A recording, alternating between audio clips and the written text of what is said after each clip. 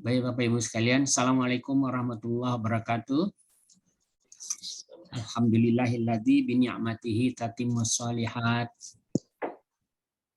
Alladzi anzala sakinata fi qulubil mu'minin liyazdadu imanan ma'a imanihim. Asyhadu an la ilaha illallah wahdahu la syarikalah wa asyhadu anna Muhammadan abduhu wa rasuluh. Allahumma shalli ala Muhammad wa ala ali Muhammad. Puji dan syukur kita panjatkan kepada Allah Subhanahu wa taala. Pagi hari ini Allah masih memberi kita nikmat, nikmat kesehatan, nikmat kesempatan, nikmat hidup ya. Allah masih memberi kita kesempatan untuk bisa memperbaiki amal kita. Sebagaimana kajian Ustadz Wahid yang lalu, kalau nggak salah hari Senin, ya ada 8 hal yang sebaiknya atau yang perlu kita perhatikan di ujung usia ini. Salah satu diantaranya adalah kita tetap istiqomah walaupun di ujung usia, kita tetap istiqomah dalam belajar dan menambah ilmu gitu. Jadi kita yang lainnya dibilangin kita harus tetap mencoba memperbaiki kualitas ibadah kita. Itu yang disampaikan oleh beliau. Mudah-mudahan di ujung usia kita ini kita makin serius, makin banyak belajar, menimba ilmu, sehingga insya Allah kita berakhir dalam keadaan sempurna dan dalam husnul khatimah. Amin, amin. Amin. Amin. Amin. Bapak Ibu sekalian, pagi hari ini kita bersama Ustadz Dr. Saiful Islam Al-Mubarak. Beliau akan menyampaikan mengenai doa yang mustajab dalam Al-Quran ya. Dan doa ini adalah salah satu ibadah yang utama juga yang harus kita berkomunikasi terus dengan Allah setiap hari dan setiap saat. Baik Bapak Ibu sekalian, sama-sama kita buka acara kita. Semoga Allah berkahi dengan sama-sama baca basmalah. Bismillahirrahmanirrahim. Kepada Ustadz kami persilakan. Tafadhol Ustadz.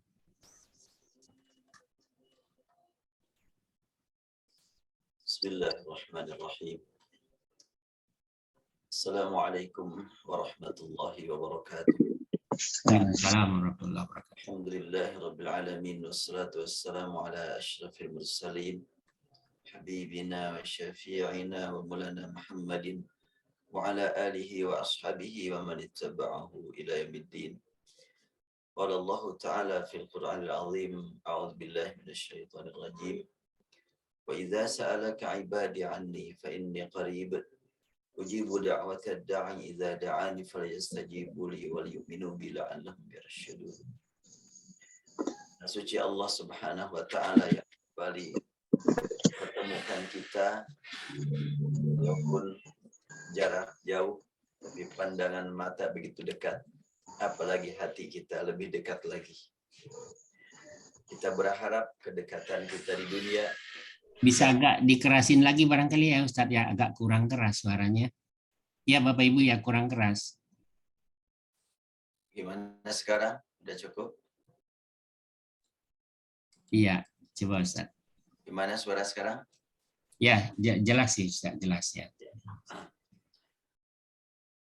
Kita berharap pertemuan kita setiap sebulan sekali ini dapat mempererat hubungan kita hingga bertemu di akhirat begitu dekat saat kita mendapatkan nikmat bertemu dengan Rasulullah dan terutama bertemu dengan Allah Subhanahu wa taala. Program kajian doa-doa dalam Al-Qur'an memberikan inspirasi buat saya untuk menyusun buku berjudul Doa-doa Mustajab. Dan ini baru dibikin kerangkanya saja, belum sampai tersusun bukunya karena memang sejak beberapa waktu terakhir ini banyak aktivitas yang sering dilakukan di luar.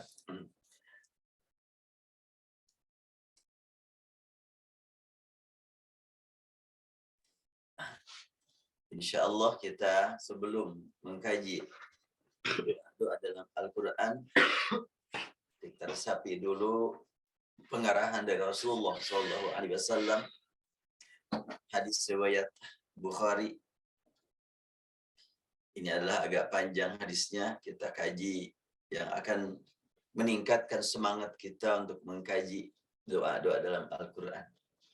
An Abi Hurairah qala qala Rasulullah sallallahu alaihi wasallam inna lillahi malaikatan yatufuna fit turuqi yaltamisuna ahla dzikri. Rasulullah sallallahu alaihi wasallam bersabda bahwa sungguhnya Allah telah mengangkat segolongan malaikat yang diberi tugas untuk berkeliling mencari-cari ahli zikir. Dan kita sekarang sedang berjuang untuk menjadi ahli zikir. Zikir itu ingat kepada Allah, ingat firman Allah, ingat peringatan Allah, ingat kabar gembira dari Allah, ingat tentunya bimbingan dari Allah, Al-Quran.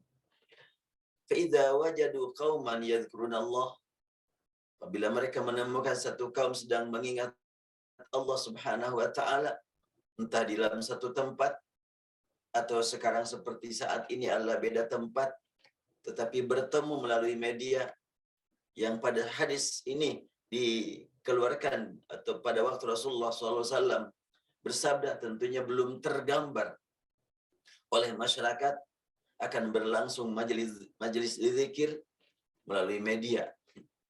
Bertemunya melalui media. Pada waktu Al-Quran turun, pada waktu Rasulullah SAW masih hidup, tidak terbayang. Allah Subhanahu wa taala mempertemukan kita di tempat yang berbeda, memberikan keyakinan kepada kita, tambahan keimanan bahwa nanti di akhirat bapak dan ibu mungkin yang satu berada di surga Aden, yang satu di surga Firdaus, komunikasi akan begitu akrab. Tidak akan terganggu dengan jarak. Jangankan di akhirat, nanti di dunia saja sudah terasa saat ini. فَإِذَا وَجَدُوا قَوْمًا يَذْكُرُونَ اللَّهِ, apabila malaikat menemukan satu kaum yang sedang berzikir, mengingat Allah, tanadau, mereka saling memanggil, halummu ila hajatikum, di sini ada masyarakat yang sedang berzikir, ayo mari ke sini. Demikian malaikat memanggil teman-temannya. Qala, Rasul bersabda, fayahufunahum biajnihatihim ila sama'id dunya.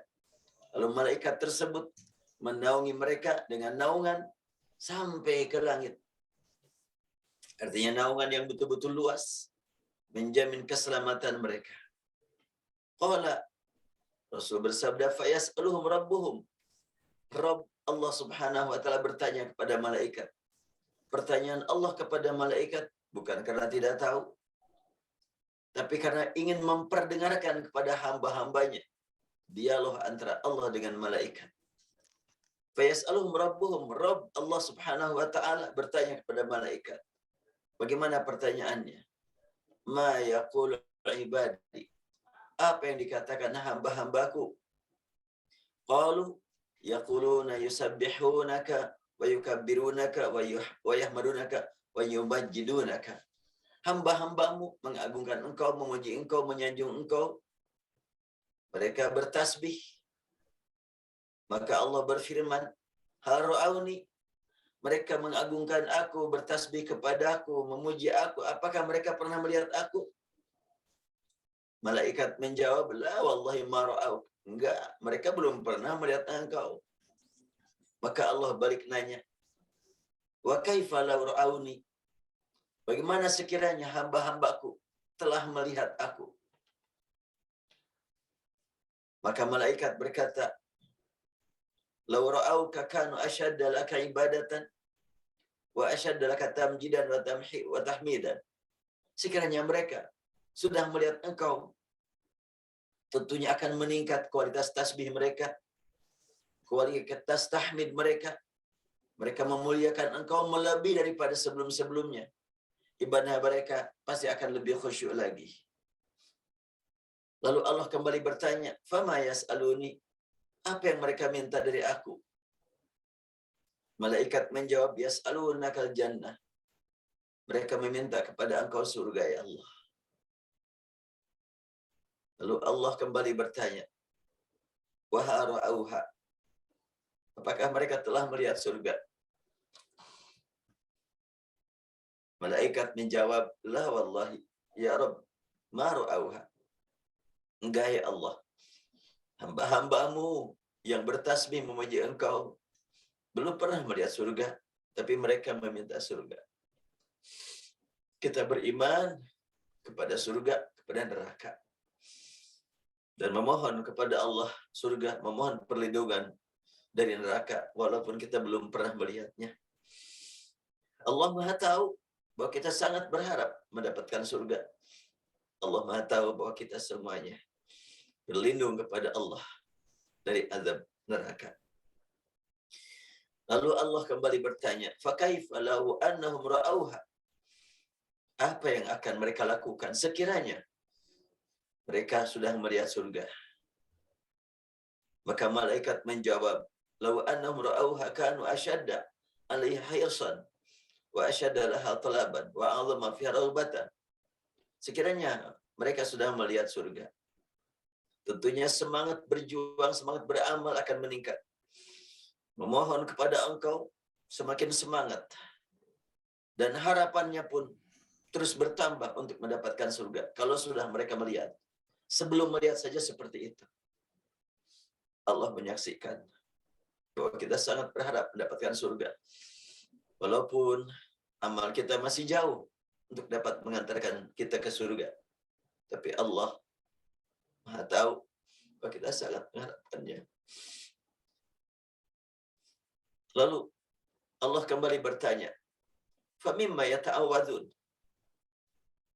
Adakah yang ditakuti oleh mereka? Apakah mereka berlindung kepadaku dari apa? Dari apa yang mereka takuti? Apa yang mereka takuti? Qala yaquluna minan nar. Mereka berlindung kepada engkau ya Allah dari siksa neraka. Lagi-lagi Allah bertanya, wa hara'auha. Apakah mereka pernah melihat neraka sampai mereka sangat takut? Malaikat menjawab, la wallahi ya Rabb, ma ra'auha. Enggak ya Allah, mereka belum pernah melihat neraka. Fakaifa law ra'auha? Bagaimana kalau sekiranya mereka sudah melihat?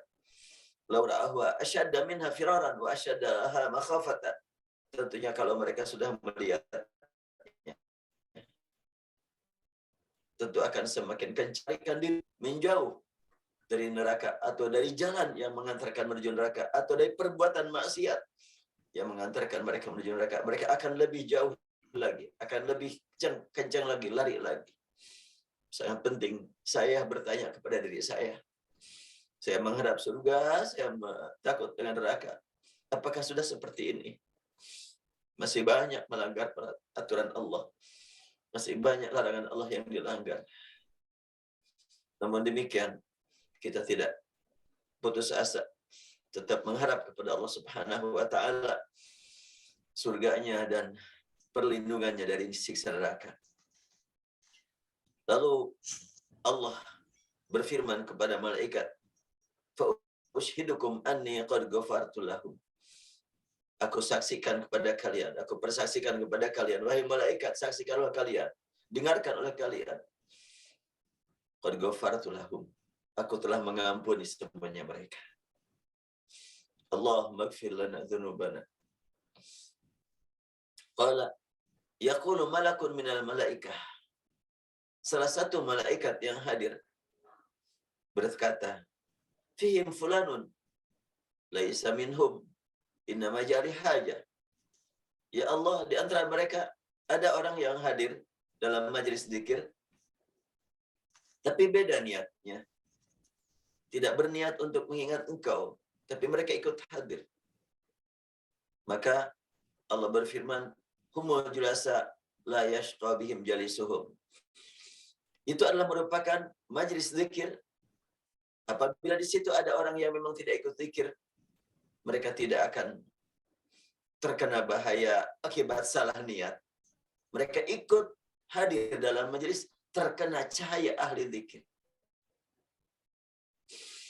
Kita berharap semoga Allah Subhanahu wa taala saat kita hadir dalam majlis-majlis zikir, walaupun tidak selalu khusyuk, Allah berikan kepada kita keselamatan, cahaya zikir, cahaya Al-Quran, cahaya sunnah Rasulullah SAW.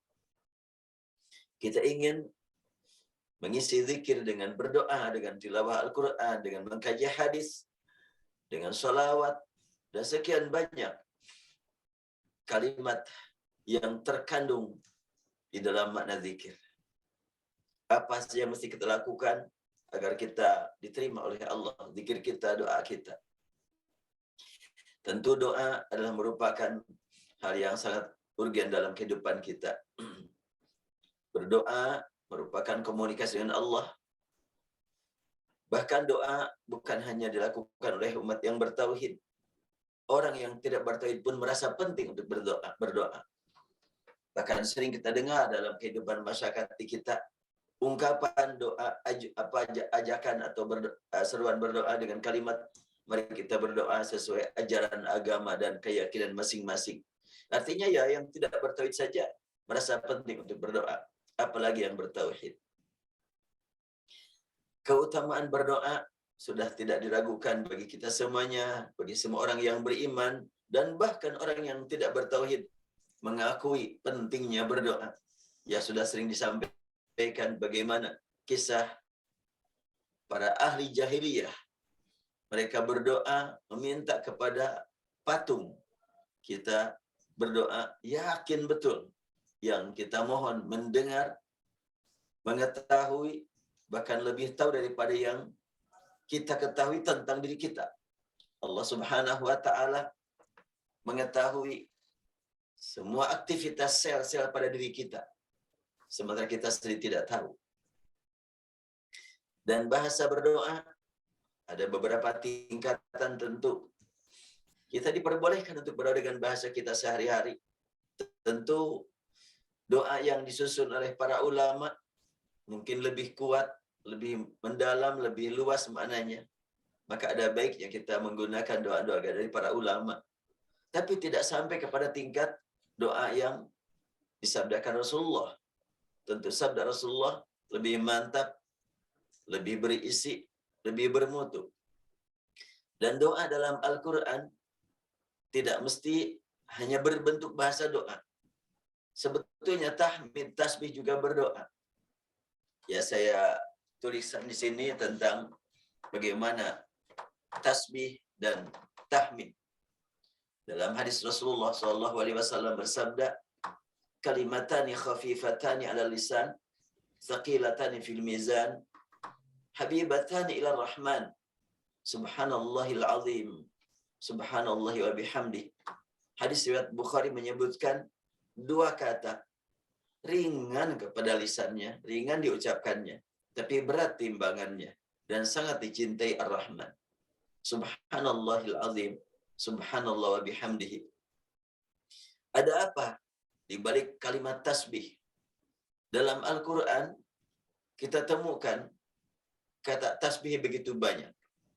Ada yang dengan berbentuk subhana, ini dalam bahasa disebut masdar, tanpa terikat dengan waktu. Ditemukan juga dalam Al-Quran sabbaha, ada yusabbihu, ada sabbih. Urutan dalam Al-Quran, subhana lebih dulu kalau dilihat dari segi awal surat. Surat yang diawali dengan subhana, surat nomor 17. Subhana maha suci Allah, tanpa batas waktu. Kapan saja, di mana saja, Allah tetap maha suci.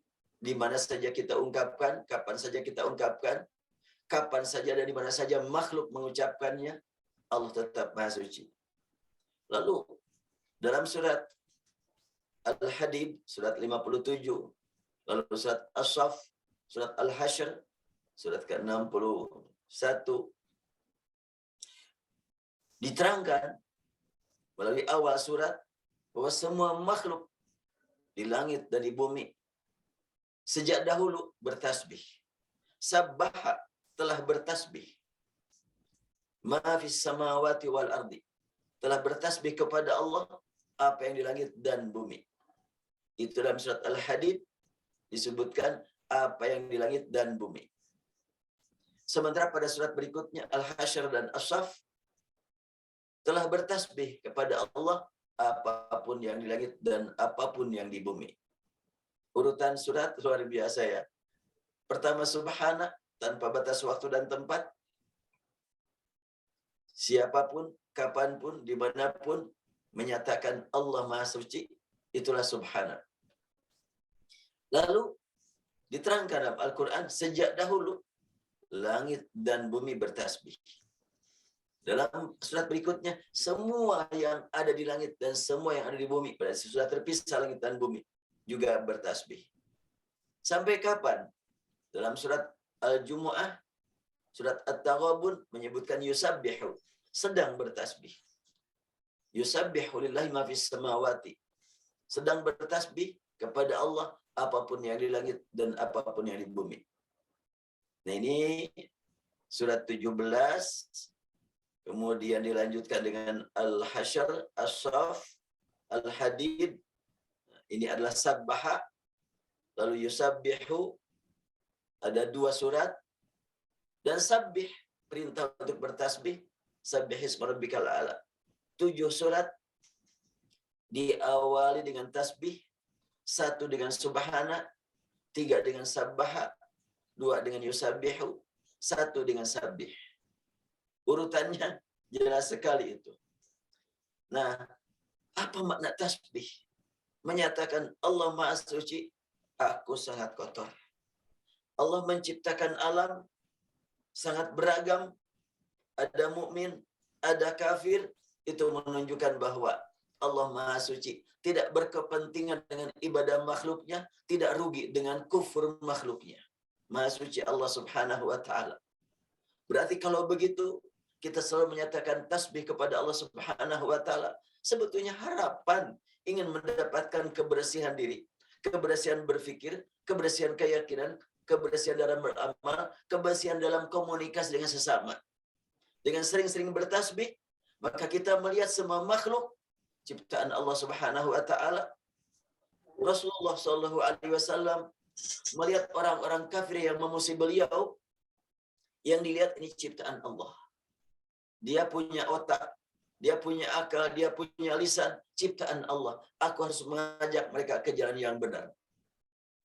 Rasulullah tidak menyalahkan kepada Allah. Kenapa sih ada kafir, ada mukmin? Enggak. Tapi semuanya adalah lapangan amal. Subhanallah. Sabbihisma rabbikal a'la. Nabi Yunus bagaimana ketika beliau ditelan oleh ikan? Yang diungkapkan adalah la ilaha illa anta subhanak inni kuntu minadh dhalimin. Kalimat subhanak ingin memohon kepada Allah, ingin dibersihkan hati, ingin disucikan kalbu, tapi dengan bahasa yang sangat tinggi, redaksi yang sangat tinggi. Tidak dengan mengatakan aku mohon atau sucikan aku, tapi dengan pernyataan Maha Suci Engkau ya Allah, aku berbuat salah semata-mata kelalaianku. Artinya memohon ampun kepada Allah. Makanya kalimat subhanallahil azim ini adalah merupakan ungkapan yang ringan tapi berat timbangannya. Ini doa juga. Sehingga sewaktu kita ruku membaca subhan rabbiyal azim. Dan Rasulullah Shallallahu Alaihi Wasallam menyuruh untuk bertasbih saat ruku. Nanti ada hadisnya akan saya sampaikan. Kemudian subhanallahi wa bihamdihi. Maha Suci Engkau dan segala puji baginya. Kalimat wa bihamdi ada tasbih, ada tahmid. Memuji Allah. Ini sebetulnya memohon kepada Allah agar aku termasuk yang bersyukur. Sampai saat ini belum mampu bersyukur, kenikmatan terus-menerus tercurah. Jadi kalimat alhamdulillah adalah doa juga. Doa memohon kepada Allah agar diampuni akibat kurang mampu bersyukur. Nah, doa paling mustajab tentunya ada tingkatan-tingkatannya ya. Al-Quran, hadis, ungkapan para ulama, tentu tingkatannya tidak dapat kita ragukan. Doa dalam Al-Quran di atas segala-galanya. Dan doa yang disusun oleh Rasulullah SAW juga berdasarkan wahyu. Namun tentu doa dalam Al-Quran lebih mendalam, lebih luas maknanya. Maka perlu pendalaman makna, perlu tadabbur, perlu penghayatan. Dibanding dengan doa Rasulullah SAW lebih rinci. Karena Rasulullah adalah penjelasan. Hadis Rasul adalah bayanun lil Quran, tafsir untuk Al-Quran. Karena itu sangat penting bagi kita untuk mengkaji doa-doa dari Al-Quran. Tidak kalah pentingnya juga mengkaji doa-doa dari Rasulullah SAW. Sehingga ini yang sedang saya tulis, judul ini adalah ayat-ayat Al-Quran yang mengandung doa, dikumpulkan, sudah dikumpulkan, tapi masih ada yang belum masuk. Dan insya Allah setiap kali satu doa yang dari Al-Quran, selama ada hadisnya, akan saya masukkan hadisnya. Sehingga semakin rinci dan semakin luas makna yang kita jangkau saat berdoa dengan doa-doa dalam Al-Quran. Hadis yang sangat populer, Rasulullah SAW bersabda, "Man qara'a harfan min kitabillah, falahu bihi hasanah, wal hasanatu bi asyri amsalihha. La aqulu alif lam mim harfun, walakin alifun harfun, wa lamun harfun, wa mimun harfun." Orang yang membaca satu huruf dari Al-Quran, ini satu huruf, apabila huruf tersebut dari doa, berarti kita membaca huruf dari Al-Quran, belum paham sudah dapat nilai dari Allah. Bagaimana kalau kita paham, dan bagaimana kalau huruf-huruf tersebut mengandung doa beberapa kali nilai yang diharapkan. Ya, pertama, membaca satu huruf sudah beribadah. Lalu kita pahami nilai ibadah tambah. Ternyata huruf yang kita baca, kata-kata yang kita baca itu adalah mengandung doa. Kita memohon lagi kepada Allah melalui ayat Al-Quran tersebut. Dapat lagi tambahan nilai. Ya, saya bacakan saja ini redaksi yang sudah ada. Membaca Al-Quran tanpa mengerti mendapat nilai 10 kebaikan dari setiap huruf yang dibaca. Membaca Al-Quran dengan disertai makna akan mendapat tambahan pahala sesuai dengan kadar pemahamannya. Membaca Al-Quran dengan melibatkan dirinya dalam ayat yang dibaca, maka akan bertambah lagi manfaat bagi dirinya di dunia dan tak terhingga pahala di akhirat. Dan membaca Al-Quran yang berisi doa, serta berdoa dengan ayat tersebut, maka tambahan nilai akan diraih dari hasil berdoa di samping nilai dari tilawah Al-Quran. Jika doa tersebut melibatkan orang banyak, maka nilai mendoakan orang banyak akan membawa kepada tambahan pahala dari amalnya yang berguna bagi kepentingan orang banyak. Di dalam Al-Quran ditemukan banyak doa untuk dibaca demi kepentingan pribadi dan banyak doa yang dibaca untuk kepentingan bersama atau untuk doa bersama. Keduanya memiliki keistimewaan yang sangat menggiurkan para pembaca yang beriman. Ditemukan dalam Al-Quran doa Rabbi dan doa Rabbana. Ini nampaknya yang penting untuk kita gali. Dan insya Allah nanti kalau sudah ya tersusun buku ini, mudah-mudahanlah dimiliki oleh para sesepuh, ya para bapak dan ibu, ayahanda dan bunda semuanya. Mudah-mudahan saling mengisi antar sama kita. Lalu kita perhatikan adab berdoa harus bagaimana. Supaya doa kita dikabul oleh Allah, penting adabnya kita perhatikan. Dengan menggali surat Al-Baqarah ayat 186, wa idza sa'alaka 'ibadi 'anni fa inni qarib ujibu da'watad da'i idza da'an falyastajibu li wal yu'minu bi la'allahum yarshudun. Ayat ini mengandung bimbingan bagaimana adab berdoa agar Allah kabulkan doa kita. Pertama, menjiwai kedekatan Allah. Inni qarib. Tidak hanya diyakini, tapi dijiwai, dirasakan nikmatnya kedekatan Allah. Allah Maha dekat. Kita merasa betul bahwa semua ungkapan benar-benar disampaikan kepadanya di hadapannya. Terasa setiap kali kita berdoa harus betul-betul merasakan Allah dekat melihat kita, menyaksikan kita, mengetahui di mana kita berada. Kadang-kadang kita baca doa, sekedar membaca, kurang merasakan Allah Maha dekat kepada kita. Apabila kita merasakan Allah Maha dekat, sedang sendirian, sedang dimanapun, oh Allah tidak pernah jauh dari kita. Kemudian meyakini bahwa Allah tidak pernah jauh dari dirinya. Dengan keyakinan ini, maka meningkatlah rasa takut dan harap pada saat yang sama. Rasa takut karena ingat waktu masa lalu yang sering dibiarkan tanpa diisi dengan amal soleh. Bahkan berani melakukan pelanggaran terhadap aturannya. Namun kita juga tidak boleh hanya takut saja. Rasa harap bahwa Dia Maha Kuasa untuk mencurahkan taufik dan hidayahnya guna melakukan perubahan di masa mendatang. Kita menghadap kepada Allah Subhanahu wa taala. Dekat sekali Allah kepada kita. Bahkan dalam surat Qaf disebutkan aqrabu ilaihi min hablil warid. Allah lebih dekat kepada manusia melebihi daripada yang terdekat pada dirinya. Kalau mata kanan dekat sekali ke mata kiri, Allah lebih dekat. Kalau umpamanya bibir bawah dengan bibir atas sangat dekat, Allah lebih dekat. Gigi dengan lisan sangat dekat, Allah lebih dekat. Artinya, Allah lebih dekat kepada lisan kita daripada gigi. Allah lebih dekat kepada bibir bawah kita daripada bibir atas. Allah lebih dekat kepada mata kanan kita daripada mata kiri kita. Segala-galanya yang sangat dekat tidak dapat lebih dekatnya Allah kepada kita. Aqrabu ilaihi min hablil warid. Kita yakin dari dulu Allah itu dekat kepada kita. Tapi kita masih berani melakukan pelanggaran, masih berani menyalahgunakan nikmat Allah. Ya, kalau kita tidak berharap kepada Allah, tentunya berat sekali menghadapi kehidupan masa depan ini. Namun Allah memberikan kepada kita kesempatan untuk senantiasa memohon ampun, memohon rahmat padanya. Janji Allah akan mengabulkan bahwasanya ya semua permohonan akan dikabulkan oleh Allah.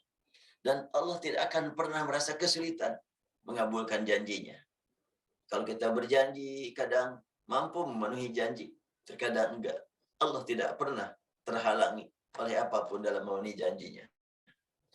Dengan keyakinan bahwa Dia Maha Kuasa, maka tidak ada keraguan untuk menyampaikan permohonan tanpa pilih-pilih antara yang mungkin dikerjakan dengan yang tidak mungkin kita kerjakan. Sebagaimana yang dilakukan oleh para nabi terdahulu. Nabi Ibrahim alaihissalam ketika tiba di Mekah, tanah tandus, kering, tidak ada tumbuh-tumbuhan, tidak ada masyarakat.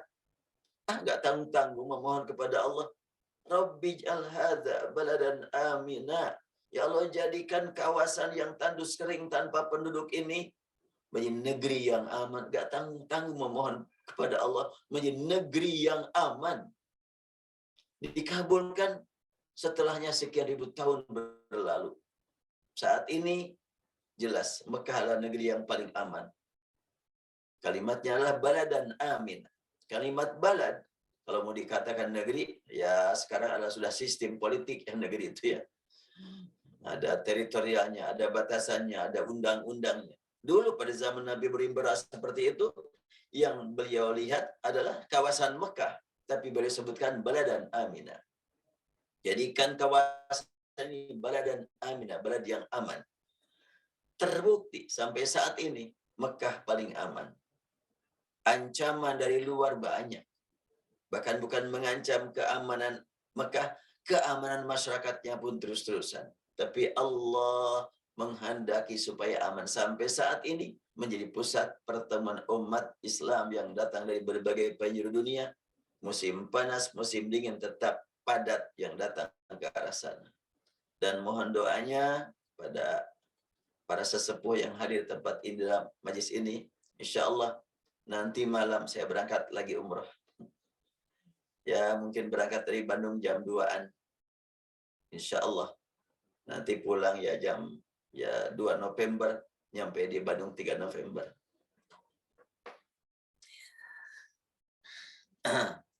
Memohon agar ya. Kemudian beriman bahwa doa akan dikabulkan sesuai dengan kehendak Allah.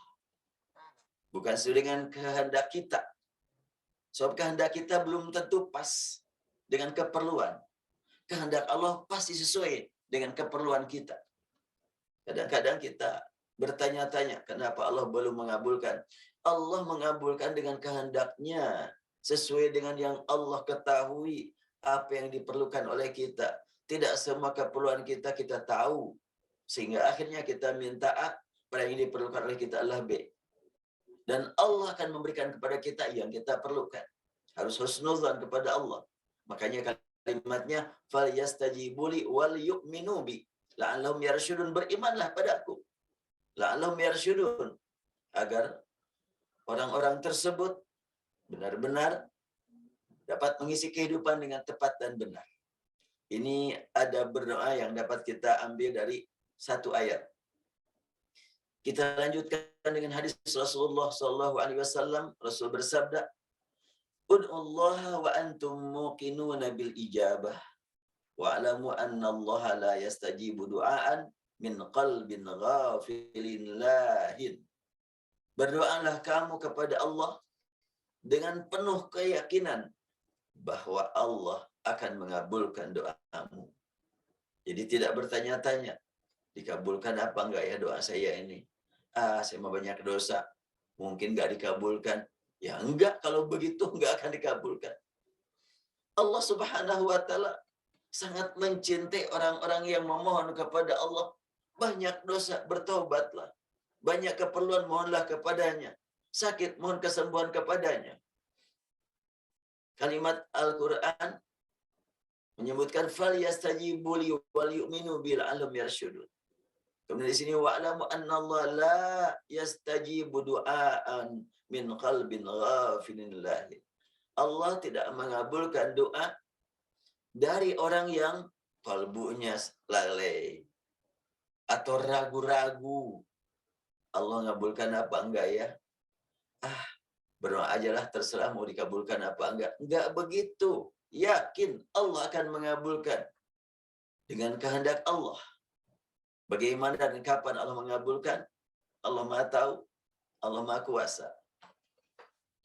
Kapan waktu yang tepat untuk kita gunakan, kita manfaatkan untuk berdoa? Beberapa waktu saya kemukakan di sini berdasarkan hadis Rasulullah, antara lain Anas bin Malik berkata, Rasulullah bersabda, la yuraddu du'a'u bainal adzani wal iqam. Setiap waktu yang 5 waktu selesai azan menuju iqamah, itu adalah waktu yang tepat untuk kita gunakan berdoa, memohon apa saja kepada Allah. Dengan hadis ini dapat diketahui bahwa ada satu kesempatan istimewa yang penting untuk dimanfaatkan guna berdoa, yaitu selesai azan menjelang iqamah untuk sholat fardu. Artinya, setelah azan menuju iqamah pada setiap waktu hendaklah digunakan untuk berdoa. Dan doa yang paling utama dilakukan pada saat sujud. Artinya ada waktu sujud antara azan menuju iqamah. Alangkah pentingnya sholat sunnah yang dilakukan setiap waktu antara azan menuju iqamah, yang biasa disebut sunnah qabliyah, itu jelas sekali. Dan Rasulullah SAW bersabda, baina kulli adzanaini sholatun, baina kulli adzanaini sholatun, summa qala fi tsalitsah liman syaa. Antara setiap azan ya, menuju iqamah ada waktu untuk sholat. Dan Rasul menggunakan istilah baina kulli adzanaini, antara setiap 2 azan.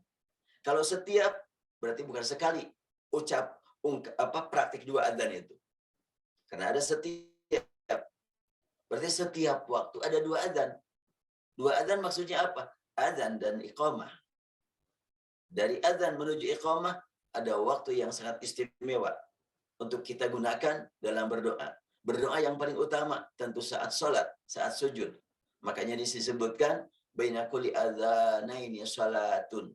Antara setiap 2 azan ada waktu sholat. Sempat dipermasalahkan untuk di Indonesia terkait dengan adanya orang yang sholat selesai azan asar, selesai azan maghrib, selesai azan isya, menuju sholat berjamaah. Sebab ada yang mempertanyakan, dari mana itu dalilnya? Qobliyah asar, qobliyah maghrib, qobliyah subuh, qobliyah isya. Kalau qobliyah zuhur jelaslah, kalau qobliyah subuh jelaslah. Qobliyah asar, maghrib, isya, mana itu dalilnya? Ini dalilnya. Riwayat Bukhari dan Muslim. Baina kulli adzanaini sholatun. Antara setiap 2 azan. Ada waktu untuk sholat. Mungkin yang dimaksud itu adalah dari azan zuhur ke azan asar, azan maghrib ke azan isya. Kalau begitu, apa artinya liman sya'a? Bagi yang mau. Itu bukan bagi yang mau, itu wajib, itu fardu. Kalau antara azan zuhur ke azan asar, ada sholat, ialah sholat fardu, sholat zuhur, sholat fardu. Atau antara isya ke maghrib, asar ke maghrib, maghrib ke isya. Itu bukan liman sya'a, itu mau wajib. Kayak yang dimaksud dengan liman sya'a, bagi yang mau, tentu salat sunnah. Kalau begitu, maka baina kulli adzana ini, antara setiap 2 azan, itu artinya dari azan menuju iqamah. Dan ini ditafsirkan, dijelaskan oleh Imam Nawawi dalam hadis riwayat Muslim, yang dimaksud dengan 2 azan adalah azan menuju iqamah. Lebih lagi kalau dihubungkan dengan hadis yang Sunan Abu Dawud. La yuradu du'a bainal azan wal iqamah. Tidak ditolak doa antara azan menuju iqamah. Sehingga sangat penting selesai azan menuju iqamah ada doa. Dan apabila memang doanya lebih panjang, tentunya dalam salat. Kemudian kapan lagi? Saat-saat yang sangat tepat untuk digunakan demi kepentingan berdoa. Selesai salat fardu. Dalam hal ini, ya mungkin di antara bapak-bapak, ibu-ibu, ayahanda, dan bunda pernah juga mendengar dalam media sosial penceramah muda yang mengatakan, kasihan tuh orang berdoa habis sholat. Udah waktunya habis itu. Berdoa itu lagi sholat, bukan setelah sholat. Gak ada hadis yang mengatakan doa setelah sholat. Itu dhaif semuanya. Ya, ungkapan tersebut memang telah menimbulkan cukup ramai di kalangan para pengkaji. Betul gitu. Doa setelah sholat itu tidak ada. Baik, kita kaji hadis ini. Hadis riwayat An-Nasa'i. An Atha ibn Abi Marwan an abihi anna Ka'ban halafa lahu billahi alladhi falaqal bahra li Musa. Inna lanajidu fit Taurati anna Dawud nabiyallah sallallahu alaihi wasallam kana idzan sharafa min salati qala Allahumma aslih li dini. Hadis menyebutkan Ka'ab telah bersumpah. Ini Ka'ab al-Ahbar namanya, bukan Ka'ab bin Malik. Ka'ab al-Ahbar bersumpah dengan menyatakan, demi Allah yang telah membelah laut untuk Musa. Sungguh kami menemukan dalam kitab Taurat penjelasan bahwa Nabi Daud selalu berdoa selesai sholat. Apa doanya? Allahumma aslih li dini alladhi ja'altahu li ismatan. Ya Allah, perbaikilah agama buat aku yang menjadi pemelihara hidupku. Wa aslih li dunyaya allati ja'alta fiha ma'ashi. Ya Allah, perbaikilah kehidupan duniaku yang merupakan tempat kami mencari kehidupan buat bekal akhirat. Allahumma inni a'udzu biridhaka min sakhatik wa a'udzu bi'afwika min ni'matik wa a'udzu bika minka la mani'a lima a'tit wa la mu'ti'a lima mana'ta wa la yanfa'u dzal jaddi minkal jadd. Ini doa dibaca Nabi Daud setiap habis salat fardu. Qala wa haddatsani Ka'bun anna Suhaiban haddatsahu, dan Suhaib berkata bahwa Nabi Muhammad juga suka berdoa dengan doa ini setiap habis salat fardu. Habis salat, ya, setiap habis salat. Kapan lagi waktu-waktu yang tepat untuk digunakan berdoa? Doa mohon diberi kenikmatan ibadah. Mari kita lihat. Oh, ini masih tadi ya, masih habis salat ini. Apa saja doa yang biasa dibaca Rasulullah habis salat? Ini antara lain. An Mu'adz bin Jabal. Mu'adz bin Jabal sahabat Nabi berkata, bahwasanya Rasulullah SAW memegang tanganku lalu bersabda, wahai Mu'adz, wallahi inni la uhibbuk, sungguh aku mencintai engkau. Faqala usika ya Mu'adz, aku wasiatkan padamu wahai Mu'adz, la tada'anna fi duburi kulli salatin, jangan kau lewatkan, jangan kau tinggalkan setiap habis salat baca doa Allahumma a'inni ala zikrika wa syukrika wa husni ibadatik. Doa dari Rasul dibaca setiap habis salat. Ya Allah, berikan padaku pertolongan agar aku senantiasa mengingat Engkau dan bersyukur padamu dan dapat beribadah dengan baik, dengan tepat, dengan ikhlas. Husna ibadatik. Ini doa yang diajarkan Rasul kepada Mu'adz bin Jabal untuk dibaca setiap habis salat. Apalagi doa yang dibaca setiap habis salat. An Uqbah bin Amir qala amarani Rasulullah sallallahu alaihi wasallam an aqrabil muawwizat dubura kulli salatin. Rasulullah menyuruh aku untuk senantiasa memohon perlindungan kepada Allah setiap selesai salat. Ini jelas sekali doa-doa habis salat semuanya ini. Kemudian apa saja doa yang dibacakan habis salat? Kalau muawwizat tadi memohon perlindungan, kana Sa'dun yu'allimu banihi haula'il kalimat kama yu'allimul maktabul ghilmana wa yaqulu Rasulullah SAW kan yata'awwadzu bihinna fi duri bukali salatin. Rasulullah setiap habis salat suka memohon perlindungan kepada Allah dengan doa Allahumma inni a'udzubika minal bukhli wa a'udzubika minal jubni dan selanjutnya sampai wa'adzabil qabri. Ini doa yang biasa dibaca Rasulullah, diriwayatkan oleh An-Nasa'i. Jadi banyak sekali doa yang biasa dibaca habis salat fardu. Kapan lagi waktu yang tepat untuk berdoa? Ini belum masuk kepada kajian doa dalam Al-Qur'an ya. Kita mukadimah dulu untuk supaya lebih meningkatkan semangat dan memanfaatkan waktu-waktu yang sangat utama tersebut yang diajarkan Rasulullah. Setiap akhir malam Rasulullah sallallahu alaihi wasallam bersabda, "Idza madha syatrul lail." Bila sudah berlalu setengah malam, au thulutsahu atau 2/3 malam, yanzilullahu tabaraka wa ta'ala ila sama'id dunya. Allah mendekati hamba-hambanya dan Allah berfirman, hal min sa'ilin yu'ta. Apakah di antara kamu ada yang mau meminta kepadaku? Pasti diberi. Hal min da'in yustajabulah. Adakah di antara kalian yang berdoa pasti dikabulkan? Hal min mustaghfirin yughfarullah. Apakah ada yang mau memohon ampun pasti diampuni. Demikian Allah berfirman memanggil-manggil hambanya hatta yanfajira subhu, sampai tiba waktu fajar untuk salat subuh. Berarti inilah waktu-waktu yang sangat utama. Akhir malam. Kapan lagi? Saat ibadah saum. 3 doa yang tidak akan ditolak. Imam adil, orang yang saum sampai berbuka, dan orang yang dizalimi. Siapa lagi sedang dalam perjalanan? Nah, ini juga kadang-kadang suka terlewat ya. Salah sudah awatin yustajabu lahunna la syakka fina da'watul mazlum wa da'watul musafir wa da'watul walid liwaladihi. Orang yang sedang di perjalanan juga terbuka doanya untuk diijabah, dan orang yang terzalimi dan doa ayah atau doa orang tua untuk anaknya. Nah, kemudian keenam, pada hari Jumat, subhanallah, Rasulullah bersabda tentang hari Jumat, fihi sa'atun, ada satu saat, la yuwafiquha abdun muslimun wa huwa qa'imun yusalli, yas'allahu ta'ala syai'an illa atahu iyahu. Pada hari Jumat ada waktu yang istimewa, kalau orang pas saat itu digunakan untuk sholat dan berdoa, semua permintaannya akan dikabulkan oleh Allah.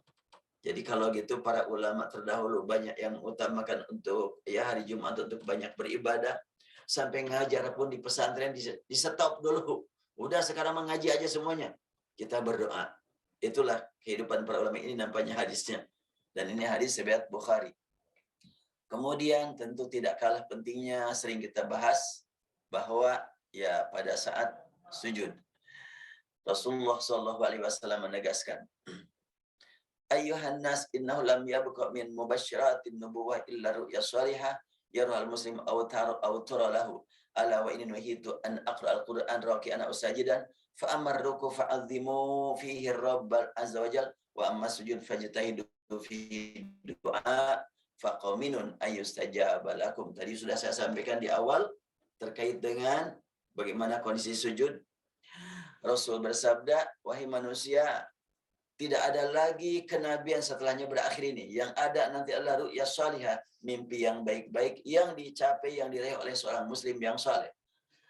Ala, ingatlah, aku dilarang membaca Al-Quran saat ruku dan sujud. Nuhitu an aqra al-Qur'ana raki'an aw sajidan. Jadi kalau untuk ruku, fa'azimu fi, agungkan Allah. Sujud, perbanyaklah berdoa. Begitu Rasulullah SAW, ini hadis riwayat Muslim. Jadi kalau untuk sujud tidak membaca Quran. Bagaimana sekarang berdoa dengan mengambil susunan ayat Al-Quran? Itu tentunya doanya yang kita ambil, bukan Qurannya. Bukan a'udzubillahi minasyaitonirrajim, qul a'udzu birabbil falaq, itu tidak tepat. Tapi kalau sekiranya pas kita Allahu Akbar lalu memohon kepada Allah, Allahumma inni a'udzubika min syarri ma khalaqta, umpamanya, wa min syarri ghasiqin idza waqab, itu beda lagi itu. Ya Allah, aku mohon perlindungan kepadamu dari keburukan-keburukan, kejahatan-kejahatan dari makhluk yang Kau ciptakan. Susunannya mirip surat Al-Falaq, tapi tidak membaca surat Al-Falaq. Itu berbeda. Sebagaimana umpamanya doa Rabbi auzi'ni an asykura ni'matak, kalau kita berkata Allahumma inni as'aluka, atau umpamanya Allahumma Rabbi auzi'ni an asykura ni'matak, itu tidak membaca Quran kalau begitu, tapi itu berdoa dengan iktibas dari Al-Quran. Belum sampai ke doa dari ayat Al-Quran, baik sekilas saja. Ini cara berdoa dalam Al-Quran, diawali dengan Rabbana, Rabbi, dan ada Allahumma. Sering sekilas saja. Kalau Allahumma kita temukan dalam Al-Quran, itu doa-doa yang berhubungan dengan masalah ketauhidan. Allahumma malikal mulki tu'til mulka man tasya. Sedangkan kalau Rabbi, Rabbana, Rabbi adalah untuk merendahkan diri di hadapan Allah. Rabbana untuk kepentingan bersama. Dan dalam bahasa Arab, panggilan itu ada 3 tingkatan. Saya masukkan di sini, ada A, ada ai, ada ya. A itu panggilan, ai panggilan juga, ya panggilan juga. A lebih dekat, ai agak jauh, ya lebih jauh. Dan di dalam Al-Quran tidak pakai A, tidak pakai ai, tidak pakai ya, tapi langsung Rabbi, Rabbana. Itu untuk lebih menekankan keyakinan ke dalam kalbu kita, Allah sangat dekat. Sehingga tidak pakai ya Rabbana, tapi Rabbana langsung. Walaupun dalam bahasa Arab itu biasa dikatakan tidak dimunculkan katanya ya-nya, takdirnya ya Rabbana. Tapi Al-Quran begitu, Rabbana tidak pakai ya. Sudah, kita nikmati karena Allah begitu dekatnya kepada kita sehingga tidak pakai ya. Nampaknya untuk masuk ke bahasan doanya, insya Allah pertemuan berikutnya ya kita cukupkan dulu materinya nih, dibuka untuk tanya jawab saja dulu. Mangga, dipersilahkan. Baik, terima kasih banyak Ustaz. Bapak Ibu sekalian, ini bahannya udah ada sama saya dan sudah saya share barusan di grup. Walaupun tadi Ustaz sampaikan bahwa ini masih draft, belum final ya Ustaz, tapi bisa kita pakai poin-poinnya di sini. Baik Bapak Ibu sekalian, dipersilakan kalau ada yang mau menanyakan langsung saja di unmute masing-masing. Atau kalau biasa gampang saya melihatnya raise hand ya, saya bisa tunjuk nanti. Baik Ustadz, untuk yang pertama kali saya ada yang mau ditanyakan ini mengenai doa. Pernah dengar gitu Ustadz dari Ustadz lain, ada hadis barangkali atau apa nih, jika kamu sibuk berzikir gitu tidak sempat berdoa, maka Allah akan kabulkan semua keinginan yang ada dalam hatimu, begitu, betul nggak itu Ustadz ya? Jadi artinya kalau kita punya keinginan dalam hati ya, tapi belum diungkapkan keluar atau tidak bisa atau mengatur kata-kata untuk mengungkapkannya. Apakah ini juga bisa disamakan dengan doa, Ustaz? Terima kasih. Iya. Termasuk tadi kalimat subhanallah, ya. Kalimat subhanallah, hal azim, subhanallah bihamdihi, itu kan tidak menguraikan keinginan. Tapi kalau kita jiwai, kita resapi, tasbih itu adalah mengandung doa yang tak terbatas itu. Maha suci engkau, engkau maha kuasa, maha suci. Segala-galanya itu kan dengan tasbih kalau kita jiwai, ya Allah akan mengabulkan. Makanya Rasul menegaskan bahwa subhanallah bihamdi subhanal azim itu adalah kalimatannya khafifatannya ala lisan, thaqilatannya fil mizan, habibatani ilar rahman. Itu menunjukkan bahwa kalau kita banyak tasbih, tahmid, tidak sampai menguraikan dengan rinci, ya tapi penuh penjiwaan, penuh penghayatan, dan penuh harap kepada Allah. Allah tentunya maha tahu apa yang kita inginkan, dan Allah akan mengabulkan. Kalau kita sudah dekat dengan Allah tanpa kita minta, Allah perhatikan keinginan kita. Ya, kalau ilustrasi dalam kehidupan kita sehari-hari, ya kita sebagai orang tua mengetahui apa yang diinginkan oleh anak. Kadang-kadang anak tidak minta apa-apa, kita tawari ini, itu, dan lain sebagainya. Bahkan kita mendahului anak, gitu kan. Bahkan ketika anak melihat saja sesuatu, langsung kita beliin, kan gitu. Tanpa anak ngomong, langsung saja kita beli. Itu adalah merupakan bukti bahwa kita saja diberi sayang oleh Allah kepada anak seperti itu. Bagaimana sumbernya kesayangan? Allah Subhanahu wa Ta'ala, lebih dari sekedar itu. Masya Allah, luar biasa. Betul sekali Ustaz ya. Ya contohnya tepat sekali ya. Baik Bapak Ibu sekalian, silakan. Yang mau bertanya? Mau tanya ini. Ya silakan Pak Putu. Ya, saya Putu. Assalamualaikum warahmatullahi wabarakatuh. Salam. Kalau kita setelah sholat fardu kita itu kan sering kita berzikir. Nah, ada naskah zikir itu juga seperti doa, misalnya Allahumma antas salam minkas salam wa ilaika ya salam. Itu zikir atau doa itu, Pak? Makanya ada yang angkat tangan juga pada waktu itu, ada yang tidak gitu. Nah, itu Pak. Jadi itu. Ya sebetulnya semua doa pasti zikir. Semua doa itu zikir.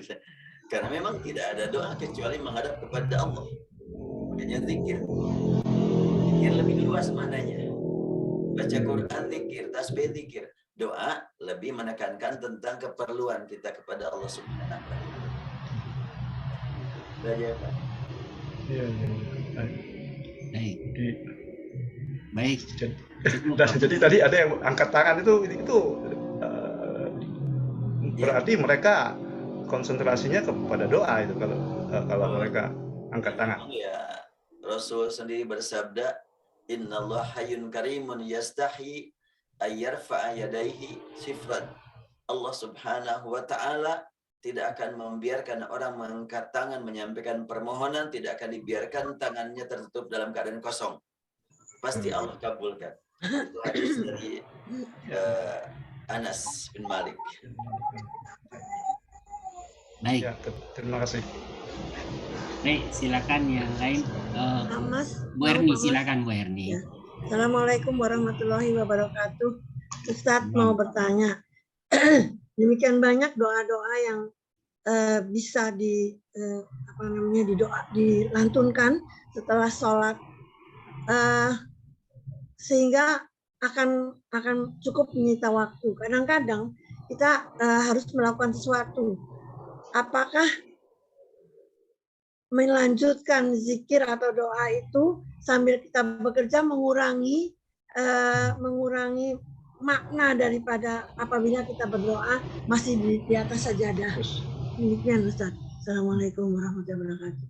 Waalaikumsalam warahmatullahi wabarakatuh. Ya, sangat beragam lah kondisi orang kan, kondisi kita juga. Terkadang kita umpamanya, ya ini saya nyaksikan santri. Orang yang habis sholat dia kelihatan khusyuk.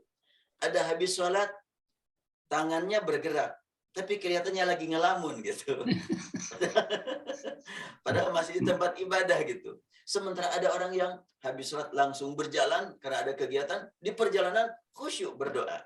Jadi memang sangat tergantung kepada pribadi masing-masing. Kita saja umpamanya sedang berada di pesawat, ingat terbayang keluarga, pesawat umpamanya sedang dalam keadaan tidak nyaman, itu kan lebih khusyuk doanya. Sementara umpamanya sedang sepi, menyendiri di malam hari, malah ngelamun kemana-mana. Mestinya kan lebih khusyuk gitu. Makanya tergantung kepada kondisi masing-masing, sehingga ibu juga habis sholat umpamanya langsung ke dapur karena ada keperluan, sambil masak, sambil goreng ini, goreng itu. Tetapi kita komunikasi dengan Allah Subhanahu wa Ta'ala, boleh jadi ada yang melebihi daripada sedang dalam keadaan diam. Karena dia punya amal, dua amal. Di samping mulut berzikir, qalbu kepada Allah, tangan pun bergerak ngurus keluarga. Subhanallah, banyak amal yang dilakukan pada saat yang sama. Jadi tergantung kondisi masing-masing saja itu. Itu malah lebih diijabah Allah barangkali Ustaz ya. Iya. Baik, cukup Bu Erni. Baik. Jazakallah Pak Maswar. Pak Zen kelihatannya mau bertanya, Pak Zen. Ya, lagi pasang topi. Silakan di-unmute dulu Pak Zen. Oh iya, masih mute ya Pak? Iya, silakan. Terima kasih Pak Maswar. Assalamualaikum Ustaz. Assalamualaikum. Suara saya terdengar? Jelas, terus lanjut Pak. Lanjut ya, karena kresek-kresek di sini ya. Begini Ustaz, saya ini saat ini akhir ini pertanyaan saya singkat sebetulnya, yaitu bagaimana cara atau metode mentadaburi Al-Quran. Karena begini Ustaz, saya sudah nyoba bukunya Pak Quraisy Tadabbur Al-Quran. Saya nyoba yang bestseller di Timur Tengah itu Profesor Ali siapa itu mentadaburi Al-Quran. Tapi intinya mereka itu hanya bicara masalah nama surat, terus asbabun nuzul, 2-3 ayat yang penting, kemudian manfaatnya dan sebagainya. Nah, yang saya pengen itu kan sebetulnya mentadaburi Al-Quran ini kan memahami konsep Allah untuk membuat alam dan membuat manusia ini. Jangan sampai sering kita diberitahu untuk wa ma khalaqul jinna wal insa illa liya'budun atau jailu fil ardi khalifah, itu kan kurang dalam gitu. Jadi pertanyaan saya adalah bagaimana cara atau metode mentadaburi Al-Quran ini biar mantap dan menjadikan hakul yakin terhadap Al-Quran. Terima kasih Ustaz. Ya, tadabbur Al-Quran memang sangat luas maknanya ya. Iya. Yang paling sederhana adalah libatkan diri kita dalam ayat. Libatkan diri kita dalam ayat yang kita baca. Oh, oke. Umpamanya ada panggilan, ya ayyuhalladzina amanu, saya yang dipanggil. Ya ayyuhalladzina kafaru, Allah memanggil orang kafir di depan saya. Ya. Atau umpamanya qul ya ayyuhal kafirun, oh saya yang disuruh. Kemudian kita carilah kata kunci dari ayat yang kita dapat menjiwainya. Umpamanya firman Allah, wasari'u ila magfiratin min rabbikum wa jannatin arduhas samawati wal ardu muttaqin. Kita mau mengambil kalimat yang mana? Yang kita ambil sebagai kata kunci. Muttaqin, magfirah atau apa? Ketika muttaqin, tanya diri kita, saya ini layak menjadi disebut muttaqin? Oh, masih jauh. Di situ kita akan langsung tergetar. Ya, untuk mencapai muttaqin saya masih jauh. Itu tadabbur. Kalau tafsir kan menjelaskan kepada yang lain. Kalau tadabbur itu hubungannya dengan qalbu. Allah berfirman, afala yatadabbaruna al-Qur'ana am ala qulubin aqfaluha? Tidakkah mereka tadabbur Al-Qur'an atau qalbu mereka tertutup? Ada penutup pada qalbunya. Boleh jadi ada orang yang mungkin tidak sedang membaca ayat Al-Quran, lidahnya berhenti, Cuma dia mengingat ayat Al-Quran, entah sambil melihat, hatinya komunikasi dengan ayat yang dia lihat atau yang dia ingat. Itu tadabbur. Kalau umpamanya sekarang saya menemukan ayat tentang Nabi Nuh. Daraballahu mathalan lil ladzina kafaru imra'ata Nuhin wa imra'ata Lut. Ada seorang hamba Allah pas membaca ayat ini, dia menangis terseduh-seduh, enggak berhenti-henti. Kenapa? Dia membaca Allah memberikan perumpamaan dengan orang-orang kafir dalam kehidupan Nabi Nuh. Bagaimana Nabi Nuh, seorang rasul, seorang ulul azmi, istrinya tidak benar, anaknya ada yang benar, ada yang enggak. Tuh bagaimana saya, tingkat rasul saja seperti itu. Terlihat bagaimana kehidupan di akhirat, tentang kehidupan saya dengan keluarga, sampai menangis terseduh-seduh. Padahal itu adalah tidak berbicara tentang dia langsung, tapi melibatkan diri dalam ayat tersebut. Itu juga tadabbur. Ya banyak cara lah gitu yang dilakukan para pendahulu kita tentang tadabbur ini. Intinya bahwa tadabbur itu berhubungan dengan qalbu. Kalau alam, tafakkur. Tapi kita kadang-kadang suka menyebut tadabbur alamnya. Kalau dalam Al-Quran itu untuk alam tafakkur, nah, untuk Al-Quran adalah tadabbur. Ya. Ada saran untuk beli bukunya enggak, Ustaz? Buku apa yang perlu dibaca sebagai referensi? Ya, itu juga sebetulnya yang memotivasi saya membuat buku tadabbur Al-Quran. Sudah jadi, Ustaz? Ya, surat Yasin hanya 83 ayat, karena dengan tadabbur akhirnya menjadi 400 halaman. Masya Allah. Sudah jadi, Ustaz? Sudah beredar kalau surat Yasin. Oh, ya, surat Al-Mulk. Bisa dipesan di mana? Iya, bisa saja nanti atau mungkin nanti di kontak saja lah. Bisa lewat Umi ya Ustaz? Iya, bisa ke Umi aja nanti. Ya, baik. Baik, nanti Pak Jan lewat saya aja, Pak Jan. Terima kasih Pak Maswar. Terima kasih Ustaz. Assalamualaikum. Assalamualaikum warahmatullahi. Jadi sebetulnya saya ini sudah, alhamdulillah dengan izin Allah, sejak 2 tahun, persis 2 tahun sampai saat ini, yang sudah saya tulis, buku tafsir dan tadabbur ini sudah sampai saat ini 12 jilid. Masya Allah. Ya, ya. 12 jilid, ya satu jilidnya ya ada yang rata-rata di atas 200 halaman, sampai 600 halaman. Surat Al-An'am 600 halaman, Yasin 400, Al-Mulk 200 halaman lah gitu. Kemudian sekarang ya sedang nanti ini juga doa itu akan banyak tadabburnya. Yang sekarang sudah saya kumpulkan ya, doa ini baru dikumpulkan ayatnya saja nih. Ini kan ya belum banyak. Ini ayat-ayatnya ini juga tadabbur. Jadi ini kan pokoknya tadabbur dari kalimat innaka antas samiul alim. Kalau artinya kan sesungguhnya Engkau Maha mendengar, Maha mengetahui. Tadabburnya bagaimana? Ya Allah Tuhan kami, sungguh hanya Engkau yang mendengar rintihan hati kami, dan hanya Engkaulah yang mengetahui semua kelemahan kami.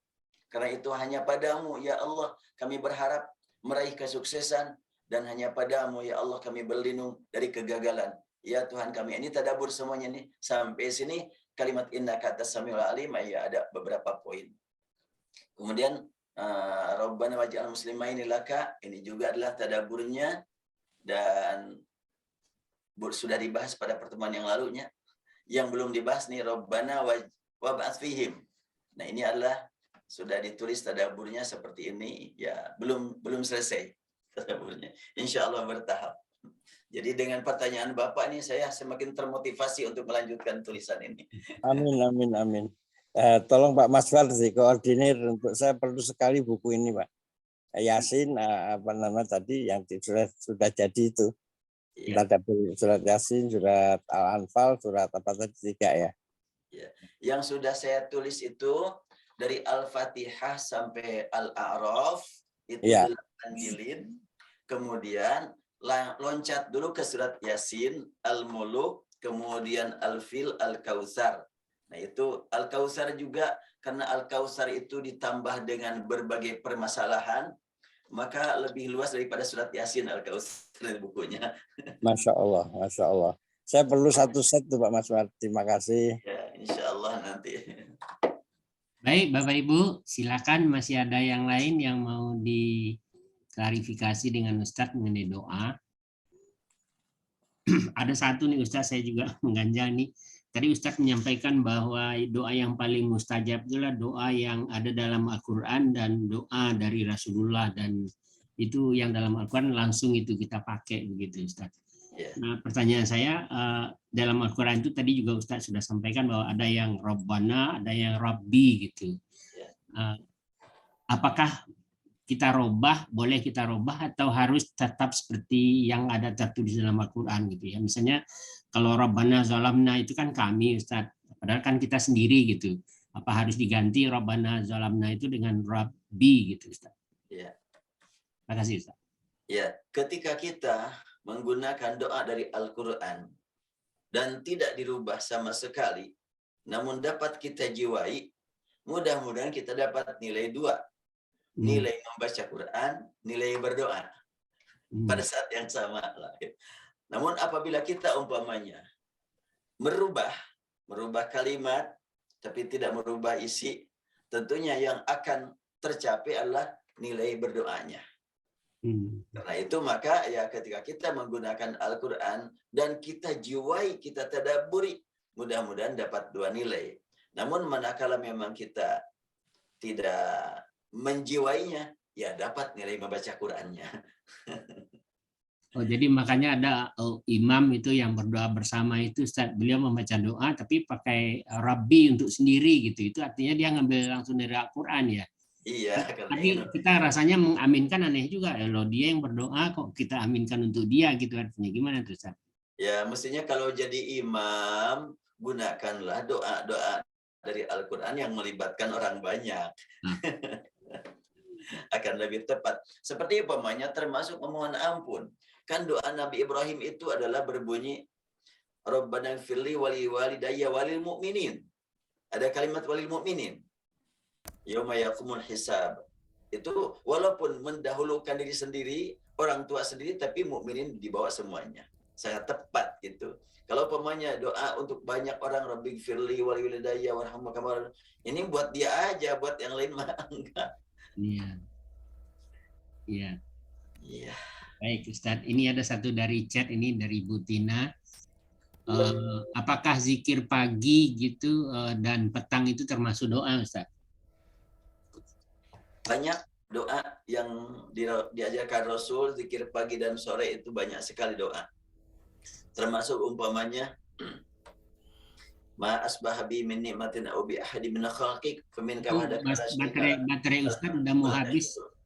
Ustadz Iya. Baterainya udah mau habis, takut mati nih. Betul. Biarlah udah sebentar lagi. Ya. Iya. Ini tadi tidak saya bawa.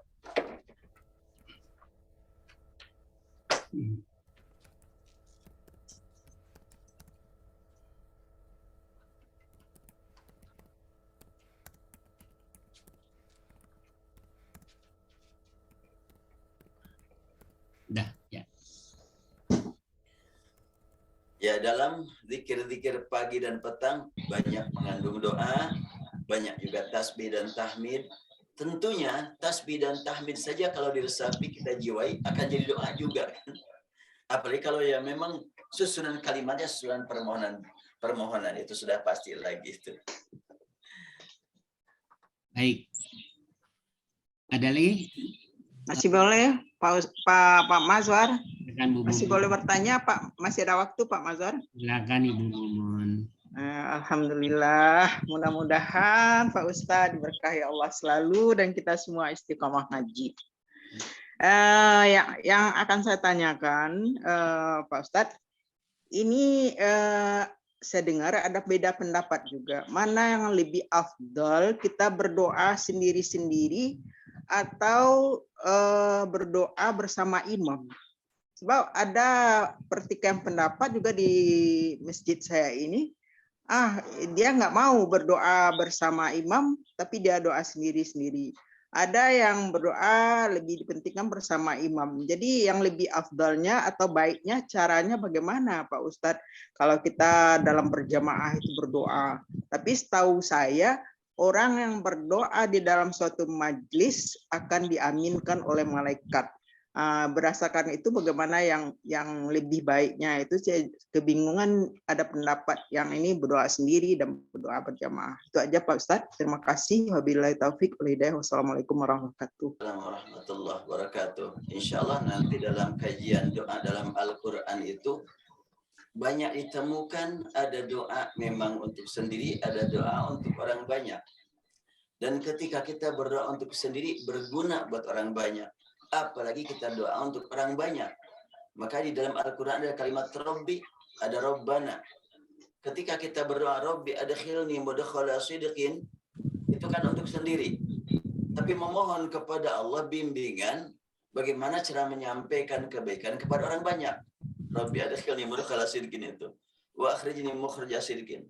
Lalu ada doa Rabbana. Dan bagaimana para nabi berdoa? Para nabi terkadang doa dengan Rabbi, terkadang Rabbana.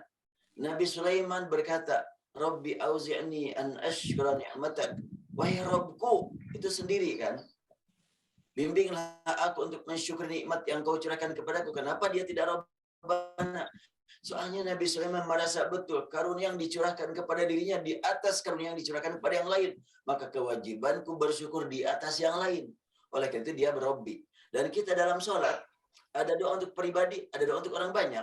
Kalau ihdinas shiratal mustaqim jelas diaminkan oleh makmum, itu untuk orang banyak. Tapi waktu sujud dan duduk antara dua sujud kan untuk pribadi itu. Subhanakallahumma rabbana wa bihamdika Allahumma ighfirli atau rabbighfirli warhamni, itu untuk pribadi. Artinya bahwa doa sendiri-sendiri ada contohnya dari Quran dan dari Rasulullah. Doa untuk orang banyak ada contohnya dari Quran dan dari hadis. Dua-duanya ada. Jadi boleh dilakukan ya Pak Ustadz ya, apa? Dua-dua. Bukan lebih bersama gitu, nanti doa sendiri begitu ya. Betul. Kali. Bahkan Rasul juga doa Allahumma qsim lana min khasyatik ma yahulu bainana wa baina ma'siyatik. Nanti di sini sudah saya masukkan. Doa itu sudah saya masukkan. Dalam doa bersama itu adalah untuk kepentingan bersama. Nah ini dia. Ini munajat bersama Rasulullah untuk bangsa dan negara. Nah judulnya ini. Allahumma qsim lana min khasyatika ma yahulu bainana wa baina ma'asik. Ini adalah doa bersama ini. Ya, jazakallah khairan Pak Ustadz. Jadi mungkin dibagikan walaupun ini baru mukadimah nih, nanti dibagikan ya kepada ya, makasih Pak Mas. Baik, ini ada satu dari Pak Akib nih, ya. Pak Akib nggak langsung aja. Ini di Timur Tengah itu Mekah Madinah, kata beliau nih rata-rata berdoanya setelah iqamah gitu Ustaz, sebelum sholat gitu. Kalau hadis tadi kan menyampaikan antara iqamah, salat dan azan dan iqamah gitu. Jadi bagaimana itu Ustaz? Mohon penjelasan. Setelah iqamah berdoa, saya belum tahu, belum pernah mendengar. Ya, Akib tahunya dari mana nih kalau ada doa setelah iqamah? Ya Pak, suaranya ya? Suara nggak kedengeran ya Pak? Agak kecil tapi masih bisa didengar. Coba silakan Pak. Justru maksud saya melihat fenomena di Mekah Madinah itu mereka berdoa pada saat ba'da azan sebelum iqamah. Oh iya. Itu kebanyakan di sana seperti itu. Mereka datang khusus sekali berdoa, terutama pada waktu bulan puasa deh. Tapi di Indonesia kebanyakan berdoanya sesudah selesai sholat. Nah, apakah ada tuntunannya? Karena di situ mereka selesai sholat, kebanyakan mereka sudah tidak berdoa lagi, kebanyakan. Tapi di Indonesia khusyuknya sesudah sholat. Sebelum sholat, kebanyakan ngobrol dulu. Nah, ini tuntunannya yang terbaik bagaimana Pak Ustadz? Makasih. Iya. Nah, tadi sudah disampaikan hadis riwayat Abu Dawud, la yuradu du'a bainal azan wal iqamah. Berdoa antara azan sebelum iqamah itu tidak akan ditolak. Jelas hadisnya sangat dianjurkan kita berdoa setelah azan sebelum iqamah. Ya. Kalau sesudah iqamah hanya langsung sholat. Ya, itulah yang saya lihat. Jadi ba'da sholat sebetulnya tidak begitu dianjurkan ya ba'da sholat Nah, maksudnya. kalau ba'da sholat tadi sudah disampaikan juga, ini doa-doa selesai, ini kan selesai sholat fardu, ya ada doa-doa cukup banyak yang dipraktekkan, yang dibiasakan Rasulullah. Antara lain doa mohon diberi nikmat ibadah, kemudian doa memohon perlindungan dari berbagai ancaman, itu doa dibaca Rasulullah selesai sholat itu. Jadi dua-dua dianjurkan ya Ustaz. Jadi azan dan iqamah sebelum sholat dan setelah sholat juga hadisnya sahih Ustaz ya. Iya, ada. Baik, jadi lakukan dua-duanya Pak. Masya Allah. Nggak setiap saat kita bisa berdoa sebenarnya. Cuman saya lihat fenomena di Masjidil Haram Madinah itu, mereka tuh memang khusyuk sekali berdoanya itu sebelum sholat, sebelum iqomah. Tapi di Indonesia kebalikan, mereka kebanyakan berdoa sesudah sholat. Apakah ada tuntunannya? Itu aja fokusnya di situ. Sebetulnya setiap saat kita bisa berdoa, kecuali di tempat yang terlarang ya. Terima kasih Pak Ustadz. Iya. Jadi dengan hadis-hadis ini sudah jelas, sebelum iqamah ada dan sesudah sholat juga ada. Ya.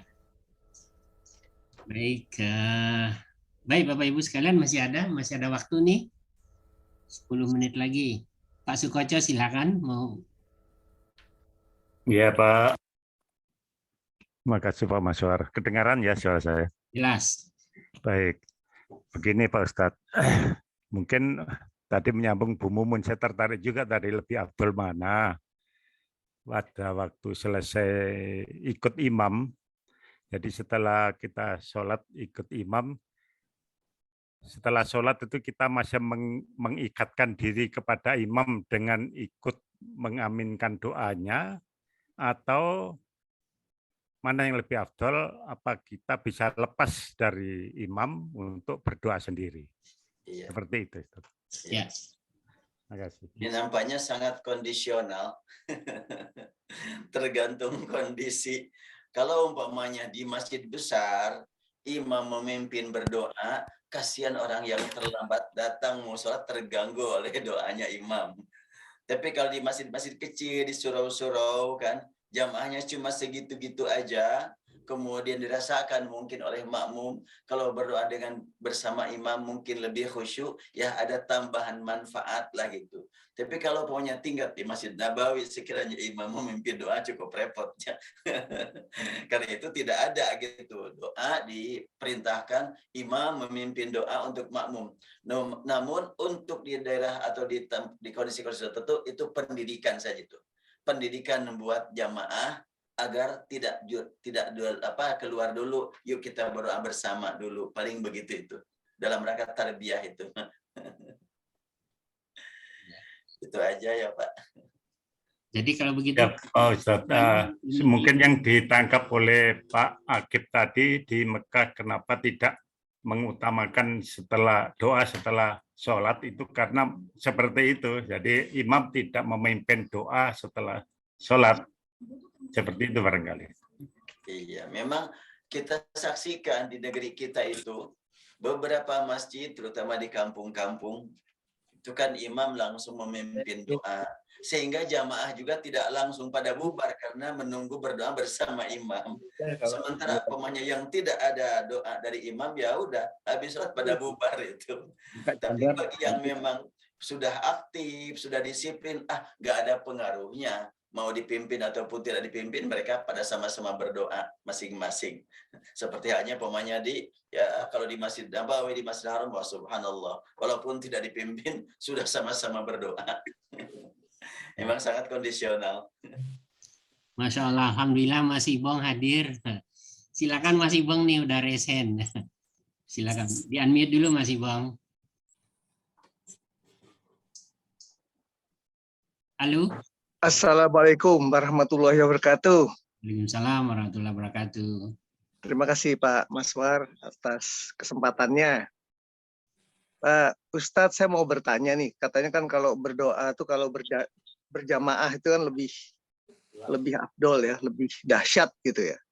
kalau kita berjamaahnya tuh dalam berdoa tuh dalam dimensi waktu gimana? Misalnya kita ini berjanjian nih, ada kawan sakit gitu. Kita doa bersama, melakukan terapi zikir begitu ya, untuk mendoakan kesembuhannya. Tapi kita lakukannya di tempat masing-masing ya. Berjamaahnya tuh dalam dimensi waktu. Misalnya kita janjian di awal waktu setelah sholat maghrib. Jadi patokannya maghrib. Kita sholat bersama sholat di awal waktu saat maghrib. Setelah itu kita doa bersama dengan memohon sebagai doa jamaah gitu, bersama sama kita berdoa. Itu afdol dan dahsyat apa tidak gitu Pak Ustadz. Terima kasih. Ya, ada sama-sama berdoa, ada doa bersamanya. Ya. Ya, kalau sama-sama berdoa mungkin ya waktunya sama tapi redaksinya masing-masing ya. Tapi kalau doa bersama ya satu orang berdoa kemudian diaminkan oleh jamaah. Sebagaimana yang biasa dilakukan saat ini nih dalam pengajian ini doa bersama. Ya. Iya gitu aja barangkali dua-duanya insya Allah punya keistimewaan, punya kelebihan. Oke ya. Kasih. Baik. Yang sakit. Silakan Pak Kuswadi nih dari Resen. Silakan Pak Kus. Assalamualaikum, Yai. Assalamualaikum. Ada 2 pertanyaan. Yang pertama, saya pernah mendengarkan atau membaca lupa saya bahwa ada hadis atau tuntunan Rasulullah ketika kita berada di luar kota atau sedang bepergian, silakan berdoa dan doanya itu agak spesifik begitu, minta perlindungan, minta mencintai orang-orang mukmin dan seterusnya. Persisnya status doa itu bagaimana itu ya? Satu, yang kedua, mana baik ketika kita selesai sholat, misalnya maghrib yang paling sering, itu kan orang-orang sedang melakukan sholat sesudah fardu di masjid, sebagian yang lain sedang berzikir dan suaranya keras gitu ya. Apakah itu tidak mengganggu ketenangan, kekhusyuan mereka yang sedang sholat? Iya. Yai. Ya, terima kasih. Silakan Ustaz. Ya, ya memang tadi sudah disampaikan sekilas. Yang kedua dulu ya. Ketika umpamanya di masjid besar, terutama masjid itu adalah dikunjungi masyarakat yang selewat, apabila imam memimpin berdoa, orang yang terlambat masuk ke masjid terganggu mau sholat. Makanya akan lebih tepat masjid-masjid besar seperti masjid di rest area ya tidak memimpin doa dengan keras-keras karena banyak orang yang memang bergantian sholatnya juga sehingga semuanya merasakan khusyuk. Lain hanya dengan di masjid-masjid di perkampungan jamaahnya segitu aja, nggak bertambah nggak berkurang kan gitu. Sehingga ketika imam memimpin doa itu lebih akrab, lebih intim antara satu dengan yang lain. Dan itu adalah terbukti kehidupan masyarakat kampung itu kan lebih dekat, lebih akrab. Karena memang antara lain adalah diikat dengan doa bersama itu. Memang kondisi sangat berbeda lah antara satu daerah dengan daerah yang lainnya. Itu mungkin makanya boleh jadi doa bersama mengganggu yang lain sebagaimana yang barusan Bapak sampaikan. Kalau memang kondisinya tidak mengizinkan. Kemudian pertanyaan pertama itu apa lupa lagi tadi Pak Mas? Dalam perjalanan gitu Ustaz, ada doa khusus gitu ya. Oh iya betul. Doa dalam perjalanan memang kalau kita perhatikan doa yang diajarkan Rasul dalam perjalanan itu sangat luar biasa ya. Di antaranya yang paling pendek doa di perjalanan adalah Allahumma antas sahibu fis safar wal khalifatu fil ahli. Ya Allah, engkaulah teman orang yang sedang di perjalanan. Engkaulah yang memperhatikan hamba-Ku lagi di perjalanan.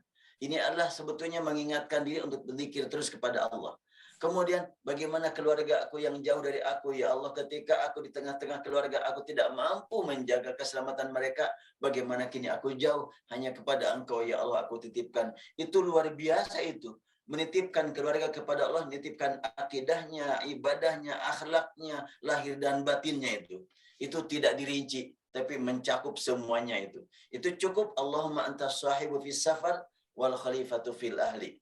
Kemudian doa berikutnya kan, Allahumma inna nas'aluka fi safarin hadzal birra wat taqwa wa minal amali ma tardha.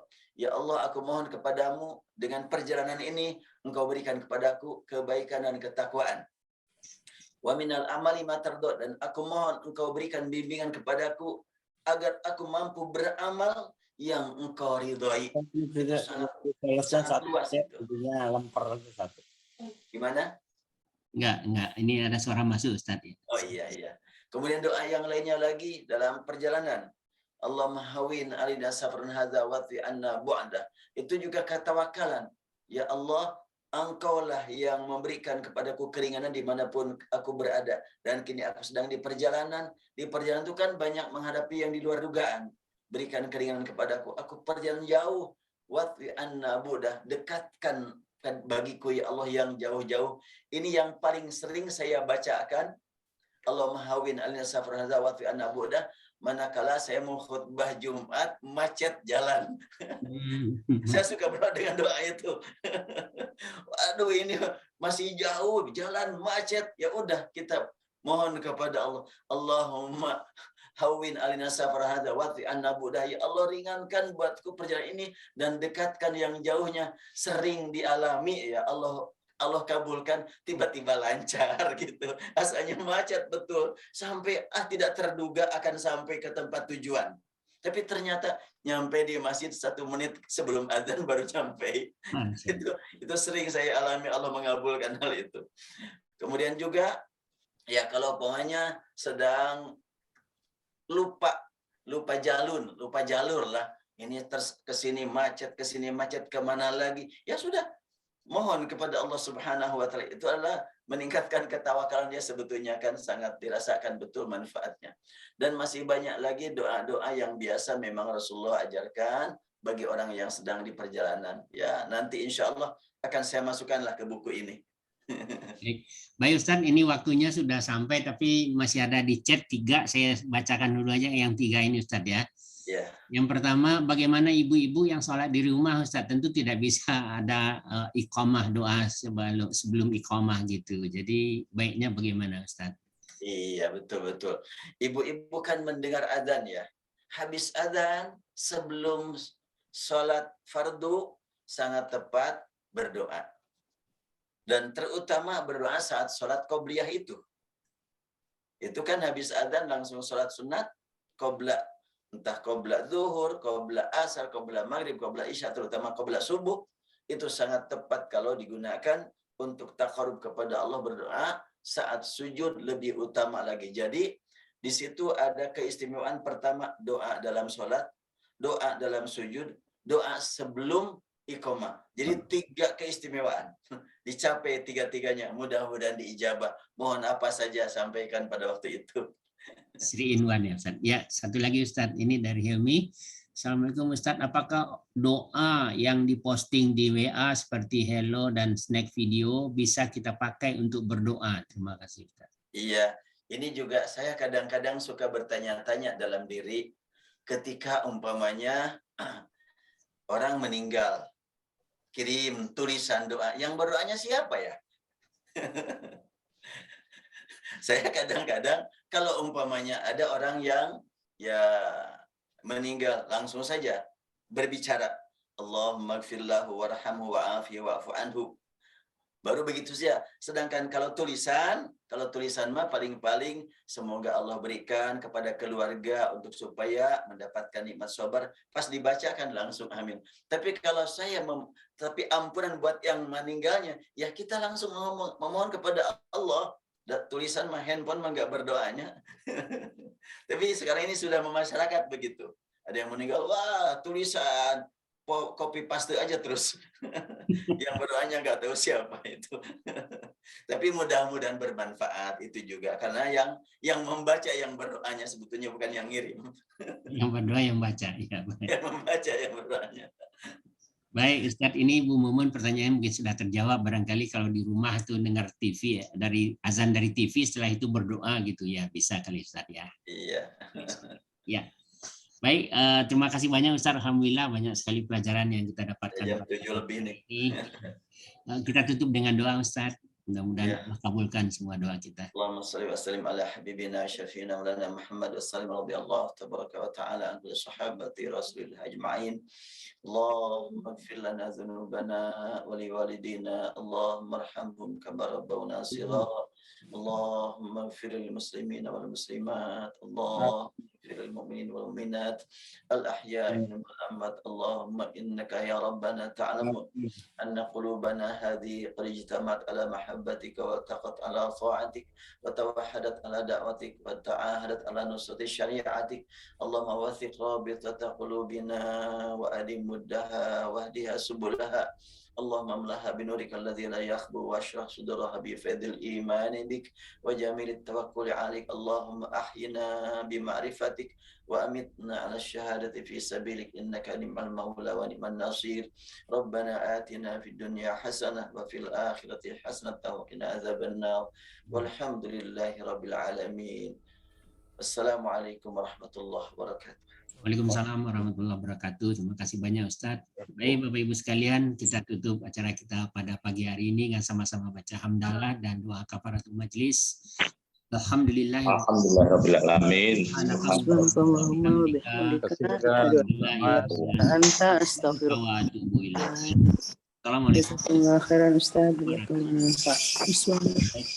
teman-teman semua. Assalamualaikum Pak Ustadz. Kita lagi pekan depan Senin pagi.